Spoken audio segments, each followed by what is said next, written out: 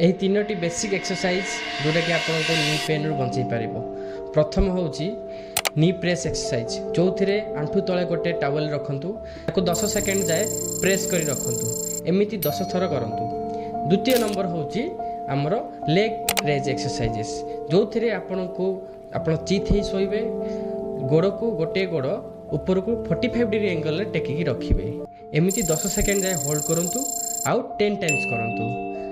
तृतीय नंबर हूँ आमर नी एक्सटेंशन एक्सरसाइज जो थे आपण गोटे बेड उपरे गोड़ को झुलेकी बसंतु आउ नी को एक्सटेंड करी रखंतु माने नी को ऊपर को टेकी रखंतु जंघ पर्सन उठिबो नाही जो थे ताकू एक भी 10 सेकेंड होल्ड कर रखिए आउ 10 टाइम्स। जदि कौन भी डाउट रे मते डीएम करंतु आउ फॉलो करने को भूलिए नहीं जो थे मु आपन को फ्री गाइडेंस देवी।